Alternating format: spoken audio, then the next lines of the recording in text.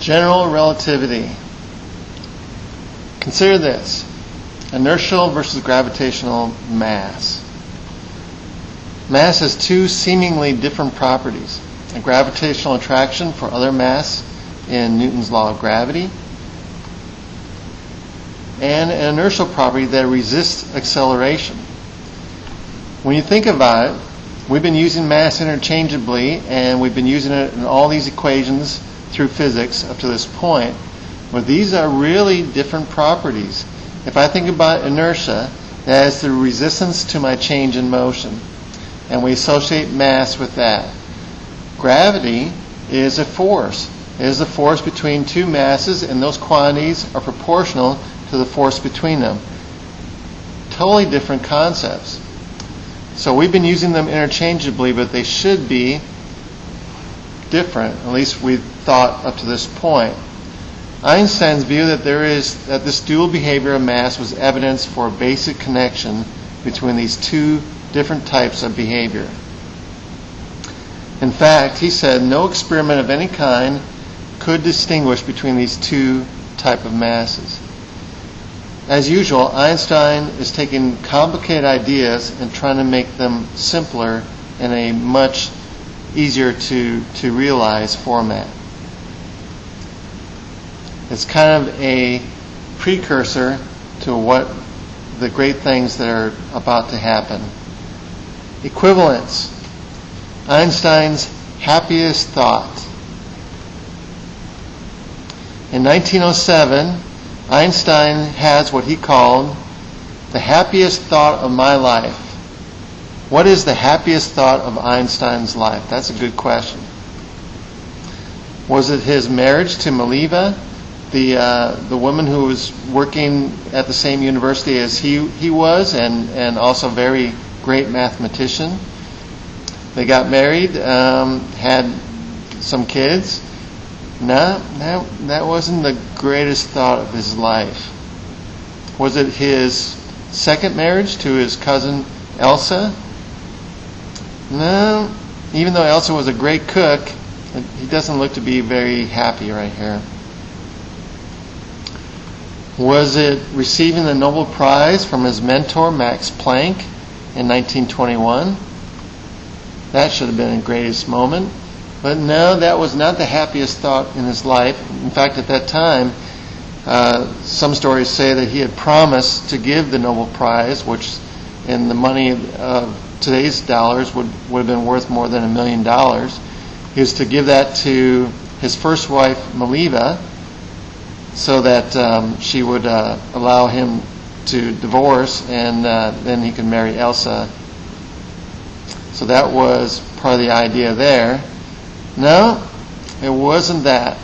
Einstein's happiest thought, the happiest thought of his life in 1907, was that if he were falling off the roof of a house, the gravitational field would not appear to exist. In other words, he would appear to be weightless. If there was a scale underneath him, he could look down that scale, which is falling at the same rate that he is, and he would register zero weight. What a happy thought. So in that frame of reference, he would be weightless. Similarly, if he were in an elevator or a spaceship out in space, and the spaceship were accelerating, it would measure some weight on that scale. And at that time, when he's accelerating that spacecraft, he would not be able to determine whether his weight was due to the acceleration of the spacecraft or whether he actually did have weight. So he would not be able to tell whether his weight was due to gravity or the acceleration of the spacecraft. How about that?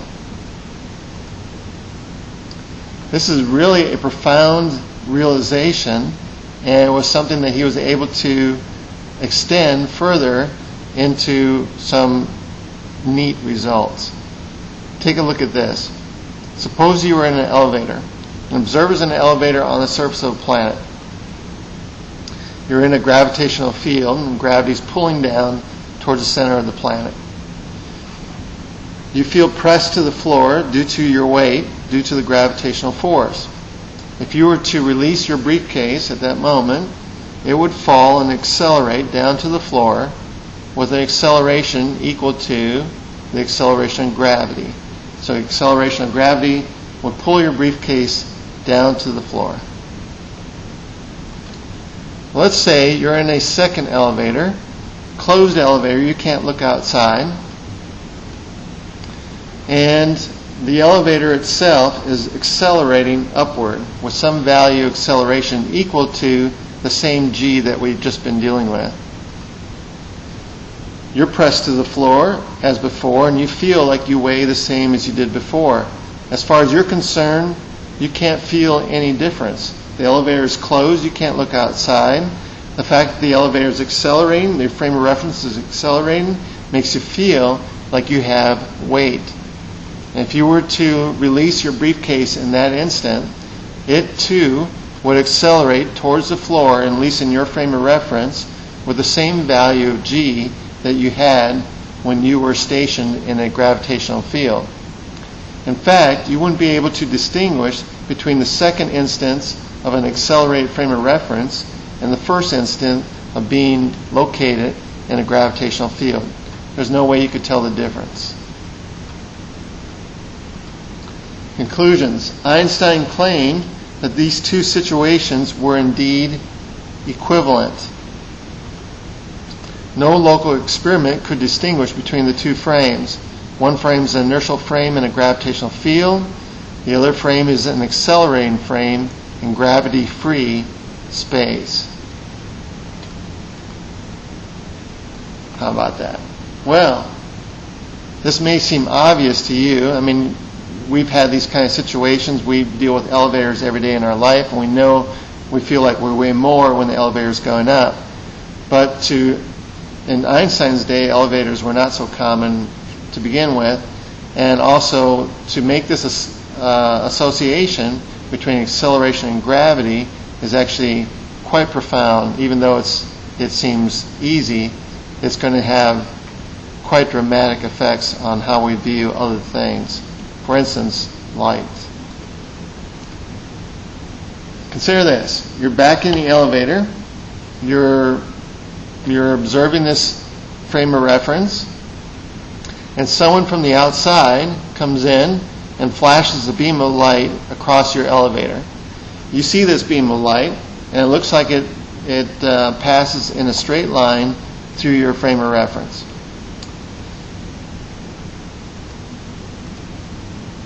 If your elevator is at rest, you will see this beam of light travel in a straight horizontal line, no problem.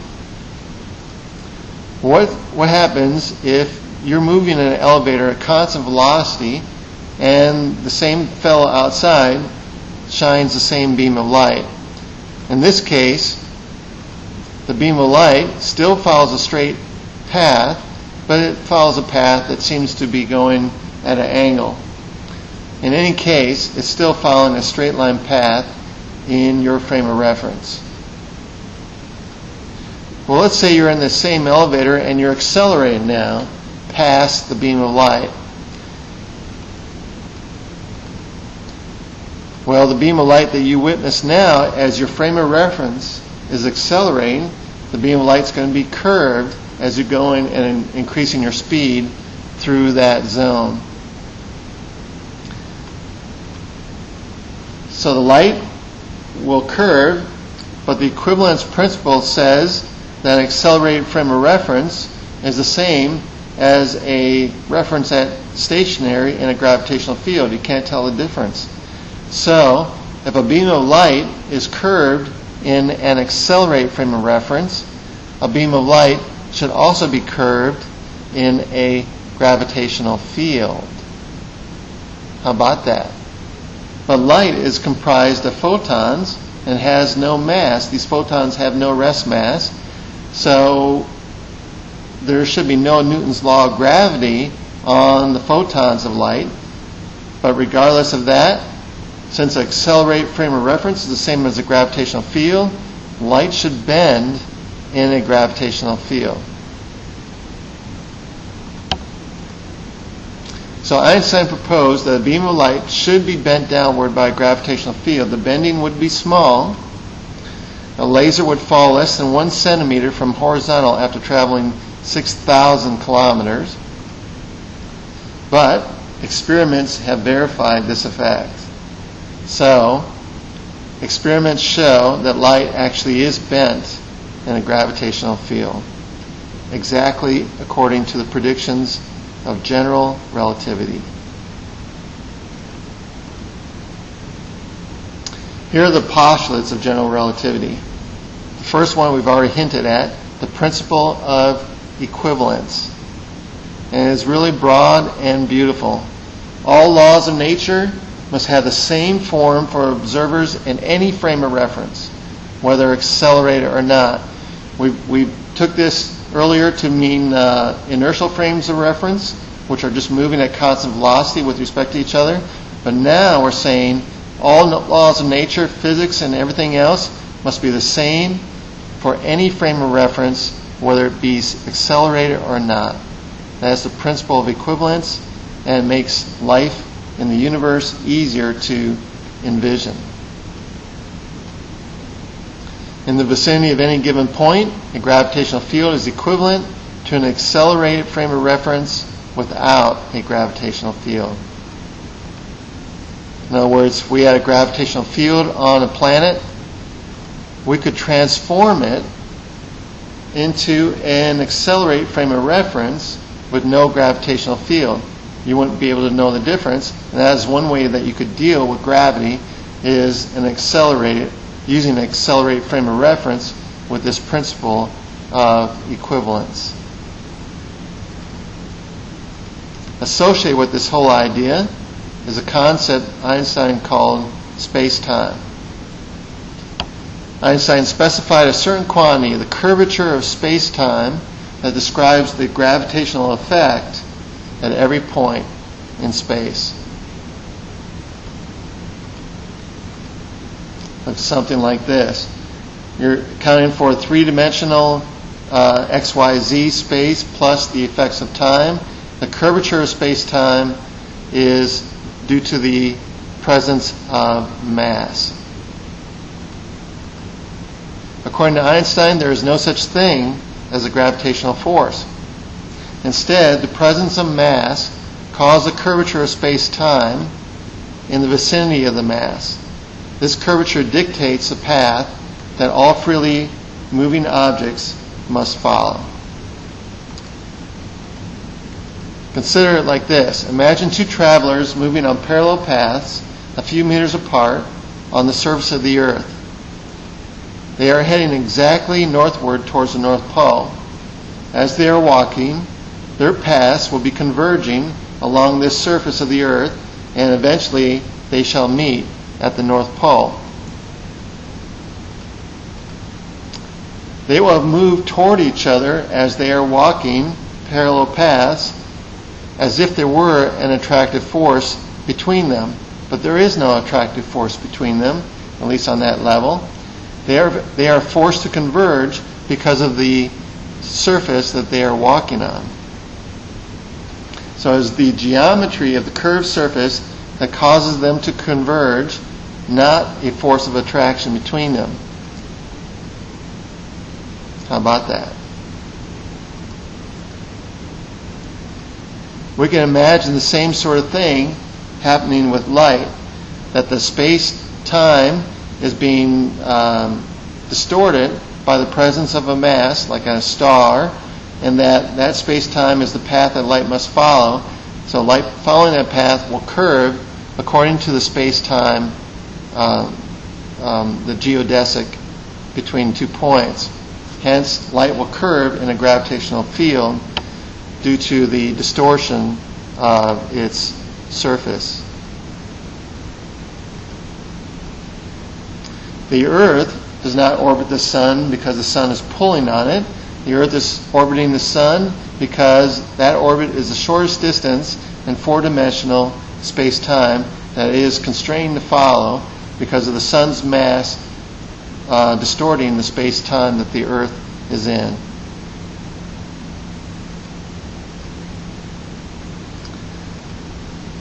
So, general relativity summary. Mass 1 tells space-time how to curve. Curved space-time tells mass 2 how to move. And the effect is what we have been calling Newtonian mechanics, gravity, that sort of thing. Now we're just saying it's all involved. Gravity, space-time, mass, and energy. In fact, the average curvature of space-time is proportional to the energy density. Now we said previously mass and energy are the same thing. Now we're saying mass, energy, gravity, space-time, it's all intertwined into the fabric of space. Gravity, mass, and energy are all interrelated. And when we think of this way, it's all a simpler concept. The actual equation can be solved for the metric, which can be used to measure lengths and compute trajectories.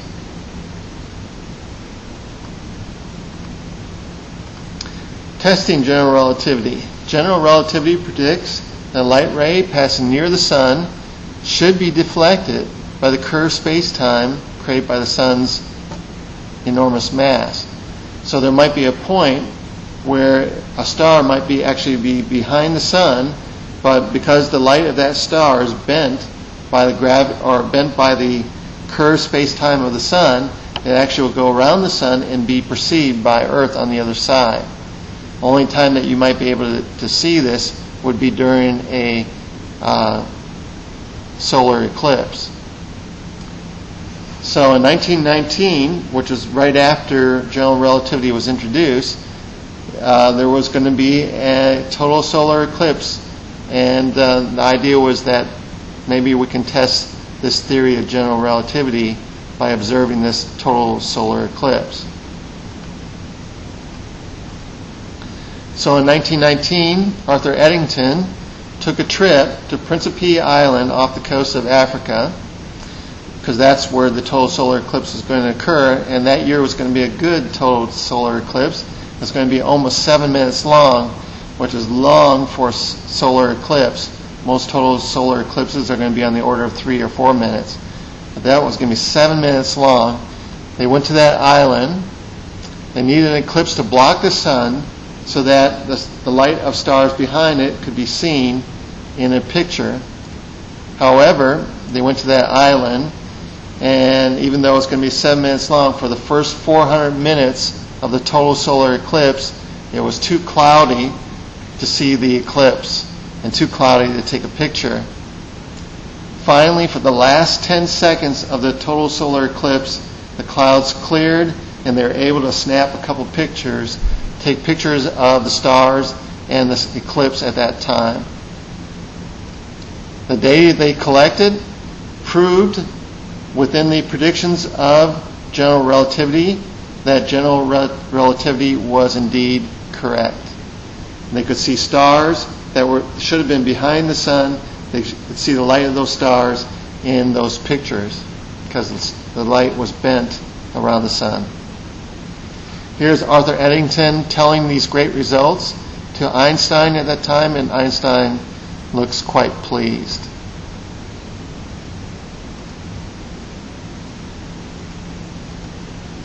Another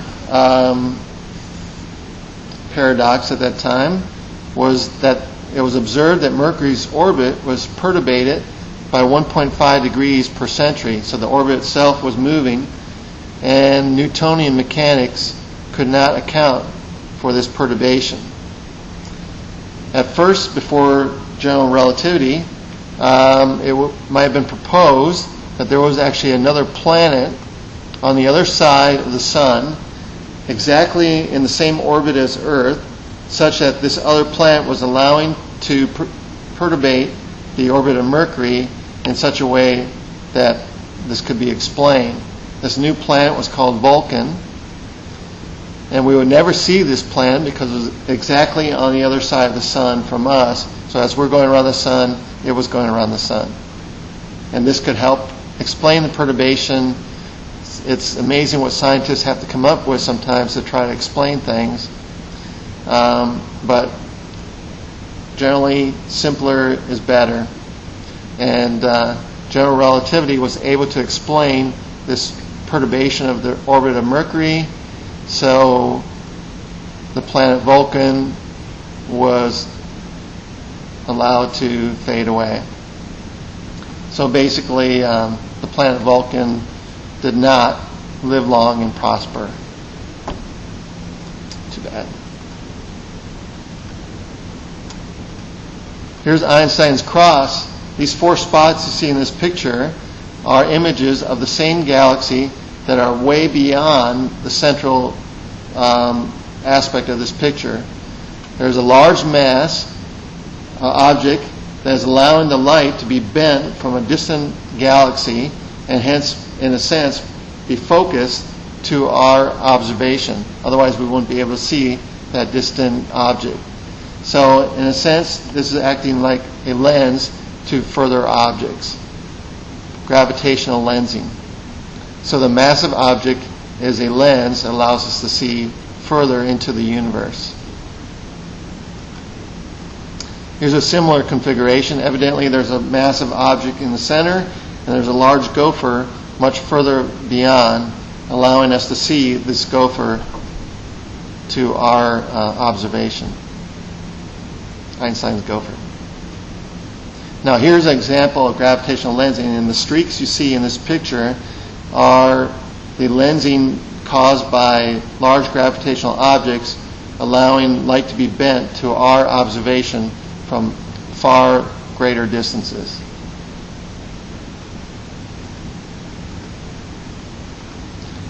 Black holes. If the concentration of a mass becomes great enough, a black hole is believed to be formed. The curvature of spacetime is so great at a black hole, within a certain distance from its center, all light and matter become trapped.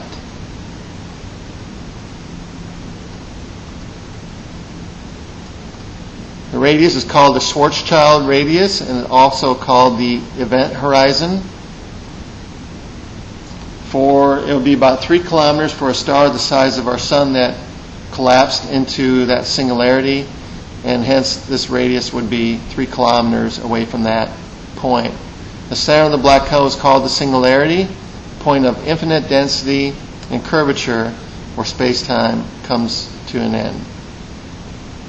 Black holes were kind of a mathematical construction from general relativity, but we now know that they do exist, and in fact, they are the driving force behind the center of every galaxy that we see. So as you look into galaxies, in the center of them are black holes. Is that the crack in Einstein's theory of relativity? Nothing's perfect. Gravity waves. Major events involving massive objects might cause ripples in the space-time fabric. These gravity waves are being searched for. Really, to be observed, one of the best things to try to observe is the explosion that we call the Big Bang. That's when space expands so rapidly that it should have produced gravity waves. So we're looking for that, and one of the things looking for that is the Laser Interferometry Gravitational Wave Observatory, or LIGO. Here's LIGO. There's one observatory in Hanford, Washington, and one in Livingston, Louisiana. And what they are interferometers based on the suspension of mass. And so you have a laser that will bounce off one mass and then split and bounce off another mass. And if those masses move, then the interference pattern you see should shift. And they might move under the action of a gravitational wave. So we have these two setups looking for it. And the reason you need two is for redundancy. If one were to observe a gravitational wave, the other one should observe it as well, and then we know we actually have a gravitational wave, as opposed to maybe a truck moving down the highway nearby causing the same ripple. Because that's how sensitive these things are. So they have to eliminate any of these other possibilities for observation. Looks something like this. The interferometer, we have these test mass and other mass. The laser beam is split and interferes on itself, and then you detect the interference pattern after that. Let's look inside this LIGO setup and see what it looks like. If we were to go inside, it looks something like this. This is relativity explained by M.C. Escher. This is not LIGO. No, I'm confused. This is LEGO. This not quite the same thing. Now, if we were to look inside LIGO, it would look something like this, where you have evacuated paths where the gas could not cause the vibration, and everything's set up so that hopefully someday it will detect gravity waves. Well, a much better setup actually has detected gravity waves, at least since a couple of days of recording this video, at the South Pole. The BICEP telescope, which is looking at the background cosmic microwave background, should be able to discern a polarization in that background due to the absorption of atoms from the light coming from the Big Bang. And that is the cosmic microwave background. Light is scattered in our atmosphere due to absorption in the atoms in our atmosphere. We see that light as being polarized. The same thing should happen to the cosmic microwave background. And in fact, as of this screening, it has happened. And they have observed those gravitational waves. It's a landmark event which should prove the Big Bang theory. So here's our cosmic wave background. Seeing polarization in that background is proving gravitational waves. It also proves and brings together the ideas of general relativity and quantum mechanics. Merges those together, which up to this point have been pretty separate theories. Here I am explaining this great result to Einstein, and he looks quite pleased with the results. Let's go on and look at quantum mechanics.